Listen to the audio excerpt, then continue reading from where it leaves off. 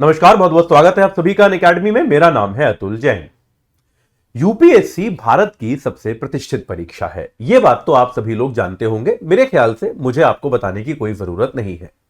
हम सभी जानते हैं कि हमारे देश में अच्छी बड़ी नौकरियों की कमी है और इस कमी के कारण क्या है, यूपीएससी की परीक्षा को क्लियर करके एक सिविल सर्वेंट बन पाना, एक IAS IPS IRS IFS officer बन पाना मेरे ख्याल से बहुत सारे परिवारों का सपना होता है।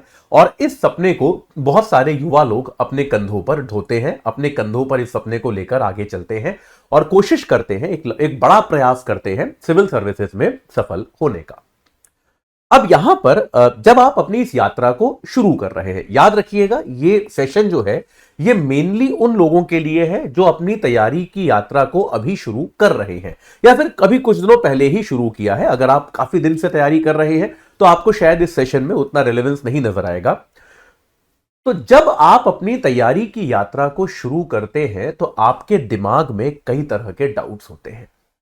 तो अब से कुछ दिनों तक मैं क्या करूंगा, आपके सामने इस तरह के बहुत सारे सेशंस लेकर आऊंगा, बहुत सारी चर्चाएं लेकर आऊंगा, जिसके माध्यम से मैं आपके उन डाउट्स को क्लियर करने की कोशिश करूंगा जो आपके दिमाग में इस तैयारी को शुरू करते समय आमतौर पर होते होंगे। ये डाउट्स अलग अलग तरह के हो सकते हैं, अलग अलग प्रकार के हो सकते हैं। इनमें से कुछ डाउट्स का मेरे पास परमानेंट समाधान सॉल्यूशन हो सकता है, इनमें से कुछ डाउट्स का समाधान मेरे पास भी नहीं हो सकता। कुछ डाउट्स ऐसे होते हैं जो समय के साथ साथ अपने आप खत्म होते हैं, कुछ डाउट्स ऐसे होते हैं जो कभी खत्म नहीं होते। आप एग्जाम निकाल लेते हैं, आईएएस बन जाते हैं, डाउट तब भी वहीं का वहीं रहता है। तो ऐसे बहुत सारे डाउट्स आपके भी दिमाग में आते होंगे, लेकिन इन सभी पर चर्चा करते रहनी बहुत जरूरी है।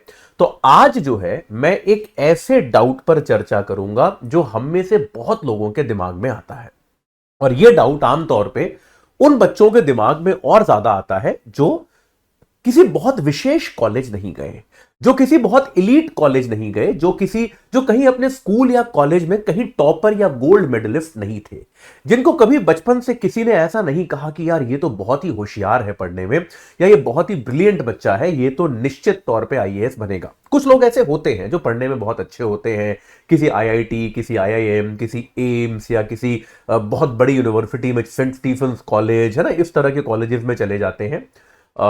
लेकिन हर कोई वैसा नहीं होता, भारत में ऐसे कॉलेजेस भी कम हैं।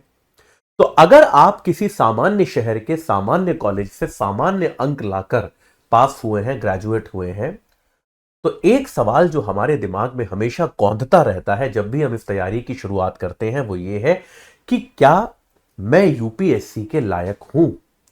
क्या ये यूपीएससी का एग्जाम जो है, क्या ये मेरे लिए भी है, या फिर ये यूपीएससी का एग्जाम वास्तविकता में उन कुछ टॉपर्स के लिए ही है, वही लोग वास्तविक संघर्ष कर रहे हैं, मैं बस ऐसे ही आके बैठ गया हूं, मेरा यहां पर कोई काम नहीं है। क्या मैं उन लोगों के बीच में उठने बैठने के लायक भी हूं या नहीं हूं? क्या मैं उन लोगों के साथ कभी कॉम्पीट कर पाऊंगा, कभी उन लोगों को टक्कर दे पाऊंगा जो किसी देश के सबसे बड़े, सबसे शानदार कॉलेजेस में से गए हैं, जो अपने अपने क्षेत्रों के टॉपर्स रहे हैं? क्या मैं कभी उनको टक्कर दे पाऊंगा या फिर नहीं दे पाऊंगा? ये एक सवाल जो है, ये एक जायज सवाल है, बिल्कुल वैध सवाल है। हम में से बहुत लोगों के दिमाग में ये चलता रहता है। मैं आमतौर पे जब भी किसी विद्यार्थी से मेरी लंबी बात होती है तो 10 15 20 मिनट बाद कहीं ना कहीं ये एक डाउट तो दिमाग में जो होता है वो निकल के आ ही जाता है। तो आज के सेशन में मैं अगले 15-20 मिनट के अंदर कोशिश करूंगा कि आपके इस डाउट का समाधान कर पाऊं। मैं कहां तक सफल रहा ये आप मुझे बताइएगा, लेकिन इसका जो मुझे लगता है वो उत्तर मैं आपको देने की कोशिश करूंगा। एकदम ईमानदारी से बात करेंगे, कोई जबरदस्ती की ऐसी बात नहीं करेंगे कि नहीं नहीं ऐसा कुछ नहीं होता, सब बराबर इंटेलिजेंट है। नहीं, मैं नहीं मानता कि सब बराबर इंटेलिजेंट है। इंटेलिजेंस में फर्क होता है, बिल्कुल होता है, मैं इस बात को मानता हूं।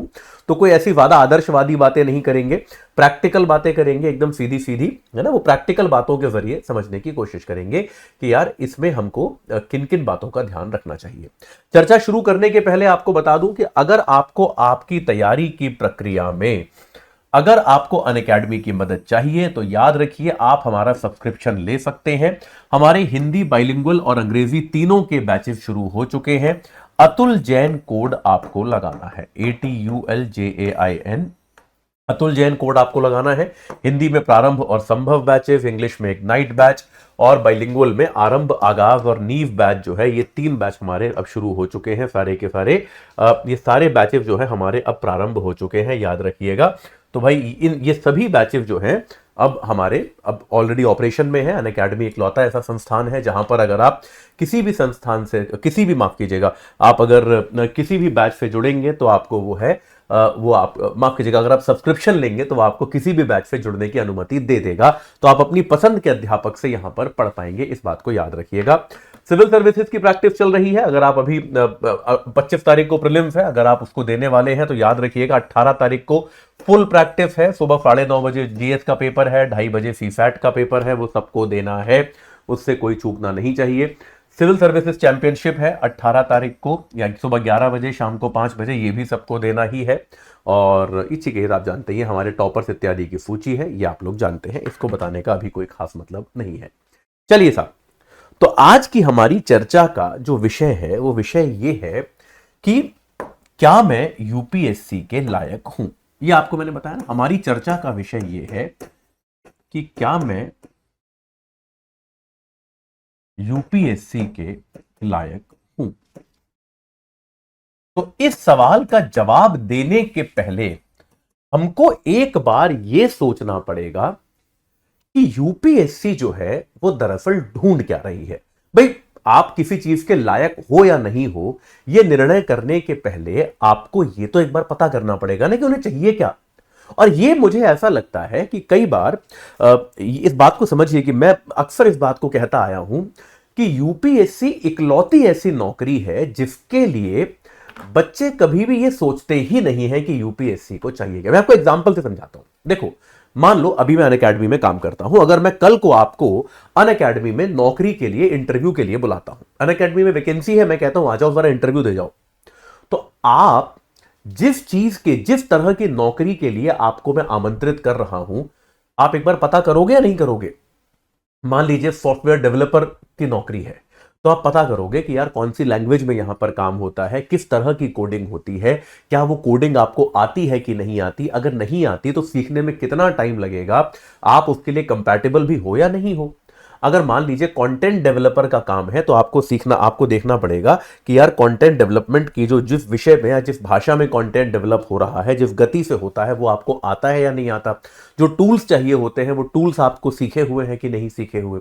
मान लीजिए एजुकेटर यानी कि शिक्षक की भूमिका है, तो यार तो भी आप पता करोगे कि यार मतलब इस नौकरी में, शिक्षक की नौकरी में, जैसे मुझे अनअकैडमी ने आज से कुछ महीने पहले हायर किया, तो मैंने पहले पता किया ना यार कि भाई इनकी आवश्यकता क्या है, इनको किस तरह का व्यक्ति चाहिए, क्या मैं उस तरह का व्यक्ति हूं। अगर मतलब पहले मैंने पूरी जानकारी प्राप्त की, उसके बाद ही मैंने अनअकैडमी ज्वाइन किया कि यार आप पहले बताइए कि क्या क्या काम होता है, आप क्या किस तरह की टीम है, क्या क्या इवेंट्स होते हैं, क्या क्या मतलब आपके यहाँ रोल क्या है टीचर का, क्या क्या काम करना होता है, ये सारी चीजें आप पता करते हो। प्रॉब्लम ये है यूपीएससी भी, देखिए यूपीएससी की जब आप परीक्षा क्लियर करते हो तो आपको कोई डिग्री तो मिलती नहीं है ना, आपको नहीं किसी कॉलेज में एडमिशन मिलता। जैसे आईआईटी जेई वगैरह में क्या है, आप वो एग्जाम पास करते हो, फिर आपको एक कॉलेज में 4 साल पढ़ने जाना होता है, ऐसा तो है नहीं। यानी कि यूपीएससी की जो परीक्षा है वो पूरी तरह से एक नौकरी देने वाली परीक्षा है। यानी कि देखा जाए तो यूपीएससी का जो एग्जाम है वो एक रिक्रूटमेंट एग्जाम है, उनको रिक्रूट करना है, लोग हायर करने हैं देश के बड़े पदों के लिए, इसके लिए वो एक एग्जाम करा रहे हैं। तो बेटा, आप जब किसी मामूली नौकरी के लिए इंटरव्यू देने जाते हो, तब तो दुनिया भर की जानकारी प्राप्त करके जाते हो कि भैया ये नौकरी क्या है, किस तरीके की है, क्या होता है, इसमें क्या रिक्वायरमेंट होती है। लेकिन जब आप देश की सबसे बड़ी नौकरियों का एंट्रेंस एग्जाम देने जा रहे हो, तब आप ऐसी कोई इंक्वायरी नहीं करते। आप यूपीएससी की तैयारी करना शुरू कर देते हो यह सोचे समझे बिना कि यूपीएससी को चाहिए क्या। तो आज आप यूपीएससी के लायक हो या नहीं हो, इसके पहले हम यह समझेंगे कि यूपीएससी को आखिरकार क्या चाहिए। भाई, यूपीएससी जो है वो क्या ढूंढ रही है, मतलब वो क्या एग्जैक्टली उसे क्या चाहिए, वो उसे किस तरह के लोग चाहिए, क्या उसकी आवश्यकता है, क्या उसकी डिमांड है, इस बात को हमें पहले समझना होगा। यह बात क्लियर हुई? क्योंकि यह समझ पाएंगे फिर हम देखेंगे कि मैं उसके लायक हूं कि नहीं हूं। यह बात क्लियर है। अब देखिए, जहां तक बात आती है टॉपर्स की, पहला सवाल यह है यूपीएससी को क्या चाहिए। एक काम करते हैं, एलिमिनेट करते चलते हैं। क्या यूपीएससी को टॉपर्स चाहिए? क्या यूपीएससी को वो लोग चाहिए जो अपने अपने क्षेत्र में टॉपर्स हों? यार देखो, अगर यूपीएससी को टॉपर चाहिए होते तो आपको लगता है कि यूपीएससी करोड़ों रुपए खर्च करके ये इतना लंबा, साल भर, साल सवा साल लंबा एग्जाम कराता? यार टॉपर को हायर करना तो दुनिया का सबसे आसान रिक्रूटमेंट का तरीका है ना यार। लॉजिकल बात है कि नहीं? अरे यूपीएससी को मान लो 1000 टॉपर्स चाहिए देश भर से, तो वो क्या करेगा? हमारे यहां एनआईआरएफ की रैंकिंग आती है, उसमें देश के 100 सबसे अच्छे कॉलेज ले लो आप, उन 100 सबसे अच्छे कॉलेज में जाओ और सारे कॉलेज के 10-10 टॉपर को ले आओ, हो गए 1000 बच्चे। देश के 100 शीर्ष कॉलेज के 1000 शीर्ष बच्चे हो गया आपका बैच पूरा। तो ये काम आप ज्यादा से ज्यादा 1 महीने में कर सकते हो। कर सकते हो कि नहीं कर सकते? बताओ भाई। कॉलेजों से रिक्रूटमेंट, जो कंपनियां रिक्रूटमेंट करती हैं ऐसी तो करती हैं, जाती हैं अच्छे कॉलेज में, जाती है वहां पे देखती है कौन बच्चे अच्छे, उनको लेके आ जाती है। यूपीएससी भी ऐसा कर सकती है ना, 100 टॉप कॉलेज में चले जाओ, बेकार कॉलेज में जाओ ही मत, क्योंकि यूपीएससी को टॉपर ही चाहिए। अगर टॉपर चाहिए होता तो वो क्या करते कि भाई सीधी सीधी बात है, आप 100 शीर्ष कॉलेज जाओ और वहां से 10 बच्चे हर कॉलेज के ले आओ, हो गए 1000 लोग, काम खत्म। 1 महीने में आपका जो है पूरा बैच भर गया, आपको कुछ करना ही नहीं। इतनी मेहनत पहले प्रीलिम्स कराता है जिसके लिए 10 लाख लोग फॉर्म भरते हैं, फिर मेंस कराता है, फिर इंटरव्यू कराता है, साल सवा साल लंबा प्रोसेस चलता है, करोड़ों रुपए का खर्चा होता है। कोई जरूरत थी इस सब की? इस सब की कोई जरूरत नहीं थी। यह बात यानी कि एकदम क्लियर है कि यूपीएससी को टॉपर तो नहीं चाहिए। यहां तक कि मैं तो यह भी कहूंगा कि यूपीएससी चाहता है कि जिस बच्चे का एकेडमिक परफॉर्मेंस बहुत खराब भी रहा है वो भी इस एग्जाम को ट्राई करे। मैं आपको यह भी समझाता हूं, यूपीएससी की परीक्षा कम से कम, चलो ये उन्होंने नहीं भी किया, उन्हें एकदम टॉपर नहीं चाहिए, लेकिन वो ऐसा तो कर सकते थे ना कि ग्रेजुएशन में कम से कम, ऐसा तो वो कर सकते थे कि ग्रेजुएशन में 50% अंक बाध्यकारी है। ऐसा कर सकते थे कि नहीं कर सकते थे? अगर उन्हें यह भी करना होता कि यार एकदम ऐसे बच्चे नहीं चाहिए जो ग्रेजुएशन में बिल्कुल ही गंदे हो, जो इनका बहुत ही खराब, या फिर 10वीं और 12वीं में आप ऐसा कर सकते थे, या फिर यह कर दो कि 10th 12th में जिसके 60% से कम अंक हैं वो अप्लाई नहीं कर सकता। ऐसा यूपीएससी कर सकती थी। बहुत आसान काम है, बहुत सारे एग्जाम्स करते हैं ऐसा कि भाई अगर आपके ग्रेजुएशन में 50% से कम नंबर है आप अप्लाई मत करो, ठीक है, आप एलिजिबल नहीं हो। या फिर आपके अगर 10वीं और 12वीं क्लास में 60% से कम नंबर है तो आप अप्लाई मत करो। तो कम से कम जिन लोगों के स्कूल कॉलेज की यात्रा में जो बहुत अच्छे स्टूडेंट्स, बहुत अच्छे स्टूडेंट्स नहीं रहे हैं, वो अप्लाई नहीं कर सकते। लेकिन क्या यूपीएससी ने ऐसा कुछ किया? यूपीएससी ने ऐसा कुछ भी नहीं किया है। ऐसा कोई नियम नहीं है। यानी कि अगर आप ग्रेजुएशन में पास भर हो गए हो तो भी आप यूपीएससी दे सकते हो। अगर आप 10वीं और 12वीं क्लास में 3rd डिवीजन में भी पास हुए हो, कतई 35% नंबर लाके पास हुए हो, तो भी आप यूपीएससी दे सकते हो। ऐसा क्यों किया है यूपीएससी ने? एक बार सोच कर देखिए। क्योंकि यूपीएससी ये मानती है कि आपके स्कूल और कॉलेज के एकेडमिक परफॉर्मेंस का जिस तरह का व्यक्ति हमको चाहिए उससे कोई खास लेना देना नहीं है। यह बात एकदम क्लियर है। मतलब यूपीएससी को कोई नफरत नहीं है इस बात से। अगर टॉपर आएंगे तो वो उनको भगा नहीं देगी, लेकिन टॉपर को वो ढूंढ नहीं रही। हमारा काम ये नहीं है कि हम टॉपर को ढूंढे, ये बात क्लियर है। अगर टॉपर ढूंढ रही होती, लॉजिकली देखो ना यार, देखो सीधी सीधी बात है, चलो यूपीएससी में भी कितना बर्डन पड़ता है ना, इतने सारे लोग फॉर्म भरते हैं। अगर ये वाली कंडीशन लगा दी गई होती, मान लो ये वाली कंडीशन लगा दी गई होती, कम से कम आधे लोग फॉर्म नहीं भर पाते। जितने लोग फॉर्म भर रहे हैं उनमें से आधे लोग फॉर्म नहीं भर पाते, यूपीएससी का काम आसान हो जाता। लेकिन यूपीएससी को ऐसा नहीं चाहिए। यूपीएससी को चाहिए कि जो व्यक्ति जिसका एकेडमिक परफॉर्मेंस अच्छा नहीं भी रहा है वो भी ये फॉर्म भरे, वो भी इस परीक्षा का प्रयास कर पाए। ये बात क्लियर हुई कि नहीं हुई? तो ये बहुत ही लॉजिकल बात है। जो यहां वहां अक्सर क्या होता है ना, अपने आसपास इतनी बातें सुनते हैं तो हम अक्सर बेसिक्स भूल जाते हैं। ये बेसिक देखिए ना, अगर इन्हें टॉपर्स ही चाहिए होते तो यार कितना कितना उनके पास कितने तरीके थे ये सुनिश्चित करने के कि जो बहुत अच्छे विद्यार्थी नहीं रहे उनको एलिमिनेट कर दो। ऐसा उन्होंने कुछ भी नहीं किया। तो क्लियरली उनको टॉपर्स की तलाश तो नहीं है। तो अगर आप टॉपर नहीं है तो इस कारण से अपने आप को जो है दुत्कारिए मत, इस कारण से अपनी संभावनाओं को कम करके मत आंकिए कि आप लोग जो है टॉपर नहीं है तो आपका चयन नहीं हो सकता, ये आप मान के मत चलिए। ये पहला पॉइंट है, इसको हमेशा याद रखिएगा। देखिए होता क्या है ना, यूपीएससी की तैयारी में विद्यार्थी स्पेशली ऑफलाइन तैयारी में या फिर आजकल ऑनलाइन में भी ये टेलीग्राम चैनल ग्रुप जो बन गए हैं, यहां पर इतनी सारी उल जलूल फालतू चर्चा होती रहती है। या फिर जब मैं यूट्यूब पे क्लासेस भी लेता हूं तो उसकी भी लाइव चैट में मैं देखता हूं, हमेशा इतनी सारी बेकार की चर्चा हो रही होती है। वहां पर क्या होता है, दो चार बच्चे आ जाते हैं जो सबको ज्ञान देते हैं कि ये पढ़ेंगे, ये पढ़ लो, इससे हो जाएगा, उससे। उनका अपना आज तक कुछ नहीं हुआ, लेकिन वो सबको ज्ञान जबरदस्ती दिए जा रहे हैं। फिर ऐसे ही चर्चाओं में ये इस तरह की बातें भी की जाती हैं कि अरे ये सारा एग्जाम जो है ये तो खाली बहुत ही जो क्या बोलते हैं, बहुत ही ज्यादा जो बहुत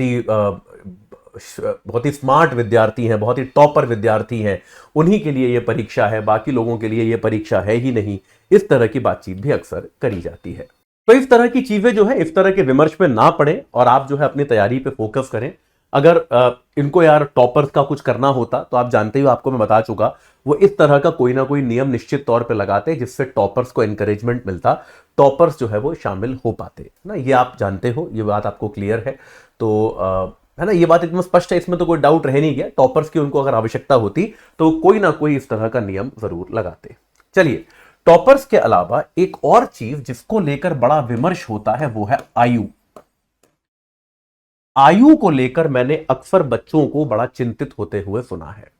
आयु को लेकर दोनों तरह के विमर्श सुने हैं। आमतौर पे बच्चे ये कहते हैं, खास तौर पे मुझे हर हफ्ते ऐसे 2-3 ईमेल जरूर आते हैं जिनमें वो विद्यार्थी जो अब थोड़ी, जिनकी उम्र ज्यादा हो गई है भाई, जो पहले कुछ साल कहीं नौकरी करके आए हैं और उसके बाद अब वो यूपीएससी की तैयारी करना चाहते हैं, ऐसे कई सारे विद्यार्थी ईमेल करते हैं और कहते हैं कि सर मैंने तो सुना है कि यूपीएससी में वो युवा जो प्रत्याशी होते हैं उनको प्राथमिकता देने की कोशिश करते हैं। अगर युवाओं को प्राथमिकता देंगे तो फिर मेरा सिलेक्शन कैसे होगा, मैं तो अब 28 साल का हो गया हूं। या फिर कई बार ये भी कहते हैं कि सर मैं तो अभी 22 ही साल का हूं, मैं तैयारी करूंगा तो फिर मेरे से तो बड़े सीनियर लोग हैं, उनको प्राथमिकता मिल जाएगी। बेटा फिर वही बात है, अगर यूपीएससी को केवल युवा लोग सेलेक्ट करने होते तो यार वो 21 से लेकर 26 साल तक की एज लिमिट कर देती। कोई रोक सकता है क्या यूपीएससी को, आप बताइए? अगर यूपीएससी को केवल 26 युवा लोग चाहिए तो यूपीएससी ऐसा कह देती कि भैया 21 से 26 साल तक लोग अप्लाई करेंगे, बात खत्म। जैसे ही आप 26 से ऊपर हुए आप एलिजिबल नहीं रह गए, यूपीएससी ऐसा कर सकती थी। अगर उन्हें केवल अनुभवी लोग चाहिए थे तो वो केवल 27 से 32 साल के लोगों से अप्लाई करवा सकती थी। ऐसा करवा सकती थी कि नहीं? लेकिन वो ऐसा नहीं करवाती। अगर उसने पूरी रेंज जो है 21 से 32 साल के बीच की रखी है तो इसका क्या मतलब है? इसका मतलब यह है कि यूपीएससी इससे प्रभावित नहीं होती है। यूपीएससी एक्चुअली चाहती है कि हर तरह का एक मिक्स आए, उसके पास जो ऑडियंस आए, उसके पास जो क्राउड आए, उसमें एक अच्छा मिक्स हो, उसमें युवा भी हो, उसमें अनुभवी भी हो, उसमें ऐसे लोग भी हो जो अभी तक कहीं काम करके ना आए हो, उसमें ऐसे लोग भी हों जो कुछ साल कहीं पर नौकरियां करके आए हो ताकि कुछ सीख कर आए हो। तो हर तरह के लोग यूपीएससी को चाहिए, इसीलिए यूपीएससी ने इतना बड़ा विंडो रखा है कि 21 से 32 साल, एकदम युवा। 21 साल का बच्चा जस्ट आउट ऑफ कॉलेज होता है, 32 साल का आदमी अक्सर अपने करियर में ठीक ठाक जगह पहुंच चुका होता है। तो यार 21 से 32 एक बहुत बड़ा विंडो है। इस विंडो में आप कहीं पर भी हो, आप यूपीएससी के लिए अप्लाई कर सकते हैं। ये चीज जो है, ये विंडो यूपीएससी ने इतनी बड़ी बनाकर रखी है, इतनी विस्तृत बनाकर रखी है ताकि आप आसानी से अप्लाई कर सकें, आपको इसमें कोई दिक्कत ना हो। तो ये बात क्लियर है कि यूपीएससी जो है वो एकदम स्पष्ट तौर पर इसमें इस आधार पे किसी तरह का भेदभाव नहीं करेगी। हाँ, एक फर्क जो पड़ता है वो बस ये पड़ता है कि अगर आप युवा एज में, कम उम्र में सेलेक्ट हो जाते हैं तो यूपीएससी, तो आपके पास सेवा लंबी मिलती है आपको। आप मान लो 24 साल की एज में आईएएस बन गए तो आप करीब 36 साल तक नौकरी कर पाएंगे। वहीं अगर आप 30 साल की उम्र में आईएएस बने तो आपकी नौकरी 30 साल की ही और बची है। तो यार निश्चित तौर पे चूंकि प्रमोशन टाइम बाउंड होते हैं तो आप जो सर्वोच्च पदों पर पहुंचने की जो आपकी संभावना होती है, जैसे राज्य का मुख्य सचिव हो गया या भारत में कैबिनेट सचिव का पद हो गया, ऐसे पदों पर पहुंचने की संभावना जो व्यक्ति युवा आयु में सेलेक्ट होता है उसकी ज्यादा होती है, इसमें कोई संदेह नहीं है। लेकिन सिलेक्शन के स्तर पे अगर आपको लगता है कि किसी प्रकार का कोई भेदभाव किया जाएगा तो ऐसा कोई भी भेदभाव आपके साथ नहीं किया जाता, यह बात आप याद रखिए। ठीक है, ये बिल्कुल कोई भेदभाव इस आधार पे नहीं होता। एक और चीज जो है बहुत जल्दी से बताता हूं, वो है डिग्री का प्रकार। कि सर मेरे पास इंजीनियरिंग की डिग्री है तो मुझसे तो ये पूछ लिया जाएगा कि मेरी डिग्री तो वेस्ट हो गई, या फिर मेरे पास ह्यूमैनिटीज की डिग्री है तो मुझसे कहा जाएगा ये क्या बेकार की डिग्री है आपके पास। ऐसा कुछ नहीं होता। इसका भी वही लॉजिक है कि अगर यूपीएससी को ऐसा कुछ भी करना होता तब वो निश्चित तौर पर इसके लिए नियम कायदे बनाती ना भाई, तब वो निश्चित तौर पर इसके लिए जो है कोई ना कोई एलिजिबिलिटी क्राइटेरिया बनाती। देखिए यूपीएससी ढूंढ क्या रही है, अब एक बार इस बात को समझिए कि आईएएस की नौकरी क्या है। अगर मैं केवल आईएएस की बात करूं इस समय पर, तो एक आईएएस की नौकरी क्या है? एक आईएएस की नौकरी क्या होती है कि वो एक जिले को चलाता है। आमतौर पर जब वो कलेक्टर होता है, जब वो कलेक्टर है तब वो एक जिले का सीईओ होता है। उस जिले के जितने विभाग हैं वो सारे के सारे विभाग उसके सुपरविजन के अंतर्गत आते हैं। वो सभी विभागों का मुखिया होता है, वो उस जिले का एक तरह से जिसको हम कहते हैं जिले का प्रतिनिधि होता है, जिले का हेड होता है, ये उसका काम है। अब ऐसे में एक आईएएस अधिकारी, अब देखिए एक बार सोच के देखिए, मान लीजिए आप एक इतिहास के ग्रेजुएट हैं, आपने अपने जीवन में इतिहास पढ़ा है अपने कॉलेज में, और उसके बाद आपने यूपीएससी की परीक्षा दी और आप आईएएस बन गए। अब आप एक जिले के कलेक्टर हैं। अब आपके जिले में कहीं पर कोई सड़क बनाई जा रही है, आपको काम दिया गया कि यार उस सड़क की क्वालिटी चेक करो जाके कि ये सड़क जो है ठीक से बन रही है या फिर नहीं बन रही। माफ कीजिएगा, ये काम आपको दिया गया है। तो आप जो है सरकार को या जिसने आपको यह आदेश दिया है, आप उसको पलट के ये नहीं कह सकते कि सॉरी सर मैं तो हिस्ट्री पढ़ के आया हूं, मैं तो ये बता दूंगा आपको बाबर कब भारत आया था और हुमायूं का युद्ध किसके साथ हुआ था और इब्राहिम लोदी कौन था, ये सब मैं बता दूंगा, लेकिन मैं तो नहीं जानता कि सड़क कैसे बनती है। मेरे को तो इस बात की कोई जानकारी नहीं है, अच्छी सड़क कैसी होती है, खराब सड़क कैसी होती है, क्या चेक करना होता है, गुणवत्ता कैसे चेक करी जाए, मेरे को तो ये सब नहीं पता। आप एक कलेक्टर के तौर पे ये सब कह सकते हो या फिर नहीं कह सकते? या फिर आपको काम दिया गया जाके जिले के अस्पताल में चेक करो इलाज ठीक से हो रहा है कि नहीं हो रहा, या फिर आपको देखना है कि स्कूल में शिक्षा ठीक से दी जा रही है कि नहीं दी जा रही है, या फिर अनाज मंडी में अनाज की खरीद ठीक से हो रही है कि नहीं हो रही है। तो आप समझ रहे हो कितने प्रकार का काम है, कितनी सारी वैरायटी का काम है आपके पास। यहां पर बेटा, यहां पर क्या होता है, तो आईएएस के तौर पर एक ऐसे व्यक्ति की तलाश है जो अनेक क्षेत्रों में, यहां पे ध्यान दीजिएगा एकदम, जो अनेक क्षेत्रों में काम भर की जानकारी जल्दी प्राप्त कर सके।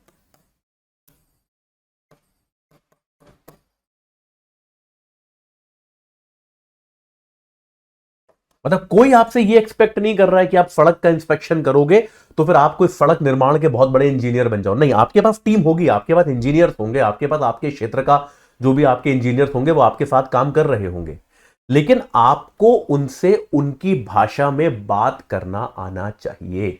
आप थोड़ी सी ट्रेनिंग के साथ, थोड़ी सी चर्चा के साथ क्विकली समझ पाओ कि यार एक अच्छी सड़क में ये 5 चीजें होनी चाहिए, वो 5 चीजें हैं या नहीं है।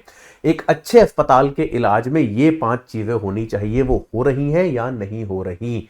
अब एक अच्छे स्कूल में शिक्षा में ये 5 चीजें फॉलो होनी चाहिए, ये हो रहा है या नहीं हो रहा। किसानों की सिंचाई के लिए ये कुछ चीजें हैं जो उनके पास होनी चाहिए, ये है या नहीं है। कोई आपसे उम्मीद नहीं है कि आप वहां के बहुत बड़े एक्सपर्ट बन जाओगे।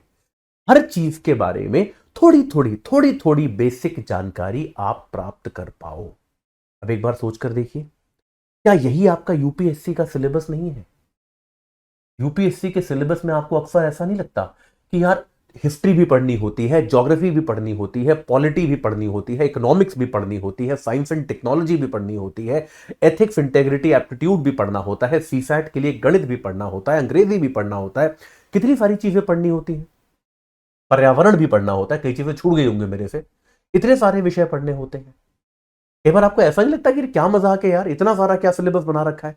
पर बेटा वो समझिए, वो पाठ्यक्रम जो है वो वास्तव में आपकी नौकरी की ट्रेनिंग है, क्योंकि आपकी नौकरी भी यही होने वाली है। आपको 85 विभागों के बारे में थोड़ी थोड़ी जानकारी होनी चाहिए। आपसे कोई एक्सपेक्ट नहीं करेगा कि आप उस जानकारी में सबसे बेहतर व्यक्ति हो, लेकिन आपको इतनी जानकारी होनी चाहिए कि आप उस काम को चेक कर पाए। इसी तरह से जीएस की तैयारी में भी आपसे क्या अपेक्षा होगी? आपसे कोई एक्सपेक्ट नहीं करेगा कि आप इकोनॉमिक्स पढ़ रहे हो तो आप कतई रघुराम राजन बन जाओ, है ना, या फिर आप पॉलिटी पढ़ रहे हो तो आप कोई सुप्रीम कोर्ट के लॉयर जैसी समझ विकसित कर लो, है ना। कोई आपसे ये एक्सपेक्ट नहीं करेगा। या हिस्ट्री पढ़ रहे हो तो आप रामचंद्र गुहा ही बन जाओ एकदम इतिहास की समझ में। किसी की आपसे ये अपेक्षा नहीं होगी। सबकी अपेक्षा आपसे यह है, यूपीएससी एग्जाम की अपेक्षा यह है कि थोड़ी थोड़ी मूलभूत जानकारी इस व्यक्ति को हर विषय की है। तो यूपीएससी अपने एग्जाम के माध्यम से आपकी यही स्किल चेक कर रहा है कि एक दिए हुए समय में आपको 1 साल 1.5 साल का समय दिया गया है, उसमें बहुत सारे विषय दिए गए हैं। उन सारे विषयों के बारे में या उनमें से ज्यादातर विषयों के बारे में क्या आप थोड़ी बहुत काम भर की जानकारी इकट्ठी कर सकते हो या फिर नहीं कर सकते? बस यही इस टेस्ट का लक्ष्य है और कोई लक्ष्य नहीं है। अब देखिए, जब आप बहुत सारे काम करते हो तो कुछ चीजें आपको पसंद आती हैं, कुछ चीजें नहीं आती, है ना। जैसे मेरे को पढ़ाना बड़ा पसंद है, लेकिन यार एक एजुकेटर होने के नाते मुझे अपने टैक्स फाइल करने पड़ते हैं। मुझे बड़ा बोरिंग काम लगता है यार, टैक्स फाइल करना बहुत ही बोरिंग काम है। वो शीट होती है, उसको भरो, फिर आएगा, फिर उसका पेमेंट करो, फिर उसका इनवॉइस चालान इकट्ठा करो, बहुत मेहनत, मतलब बोरिंग काम है बहुत। लेकिन यार करना तो वो भी है ना, करना तो वो भी है। बात समझ रहे हो कि नहीं? तो आपको कुछ काम अच्छे लगते हैं, कुछ काम बोरिंग लगते हैं। जो काम बोरिंग लगते हैं वो भी करने पड़ते हैं। तो ऐसे ही यूपीएससी की तैयारी है। आप जब आईएएस बन जाओगे, आप ये कह सकते हो कि सर मैं ये वाला काम तो कर लूंगा, मैं सड़कों का इंस्पेक्शन तो कर लूंगा, खेतों वाला इंस्पेक्शन नहीं करूंगा सर, वो मेरे को बोरिंग लगता है। ये कहने की छूट आपको नहीं मिलेगी। ऐसे ही यूपीएससी की परीक्षा है, बहुत सारे विषय हैं। कुछ विषय आपको पसंद होंगे, उनमें आप अच्छा प्रदर्शन कर देंगे। कुछ विषय आपको पसंद नहीं होंगे, काम भर की जानकारी आपको उनमें भी इकट्ठी करनी पड़ेगी। उनको भी आप बोरिंग कहकर छोड़ नहीं सकते, टाल नहीं सकते। यह बात क्लियर हो गई या फिर नहीं हुई? एकदम सीधा सीधा तार्किक लॉजिक है। तो वापस आते हैं हमारे बिल्कुल पहले सवाल पर। हमारा बिल्कुल पहला सवाल यह था कि क्या मैं यूपीएससी के लायक हूं? तो बेटा, अगर आपको ऐसा लगता है कि आप टॉपर नहीं हो तो इससे कोई फर्क नहीं पड़ता। अगर आपको ऐसा लगता है कि आपकी डिग्री बहुत अच्छी नहीं है, इससे कोई फर्क नहीं पड़ता। अगर आपको आयु को लेकर कोई मतभेद है तो आपको इससे कोई फर्क नहीं पड़ता। ये 3 जो मेजर चीजें होती हैं, ये मैंने आपके सामने आज सिद्ध करी। तो आप लायक हैं या नहीं है, यह निर्भर करता है आपकी प्रतिबद्धता पर कि क्या आप प्रतिबद्ध, यानी कि कमिटमेंट पर, कि आप जो है प्रतिबद्ध होकर कमिट करके, बिल्कुल कमिटमेंट मतलब बस ठान लिया अब ये करना है, ये तो हमारा कमिटमेंट है बॉस। एकदम इस कमिटमेंट का कोई जवाब नहीं है, इस कमिटमेंट से मुकरना हमको नहीं है। ये कमिटमेंट क्या है कि यार ये जो रेगुलरिटी के साथ पढ़ाई करनी है। क्योंकि देखिए होता क्या है, अक्सर हम में से बहुत सारे लोग सीधा कॉलेज से आए होते हैं और दुर्भाग्यवश भारत में कॉलेजों में शिक्षा और परीक्षा दोनों की दशा बहुत खराब है। दुर्भाग्यवश, मैं सारे कॉलेजेस की बात नहीं कर रहा हूं, लेकिन ज्यादातर कॉलेजेस में शिक्षा और परीक्षा दोनों की दशा बहुत खराब है। यहां तक कि जो भारत के इलीट कॉलेजेस हैं, मैंने वहां पर भी देखा है कि रेगुलर पढ़ने का कल्चर वहां पर भी नहीं है। कि अच्छे अच्छे कॉलेजेस में बच्चे केवल एग्जाम टाइम पर पढ़ते हैं, केवल कुछ लोगों के नोट्स होते हैं, कुछ टॉपर्स के, उन्हीं नोट्स से पढ़ लेते हैं, उसी के जरिए वो ठीक ठाक नंबर भी ले आते हैं। लेकिन याद ये रखिए कि यूपीएससी उस तरह की परीक्षा नहीं है। यहां पर प्रतिबद्धता के साथ आपको हर चीज का पाठ्यक्रम खत्म करना होगा। हर चीज का पाठ्यक्रम आपको खत्म करना होगा। आपको पर्याप्त मात्रा में प्रैक्टिस करनी होगी।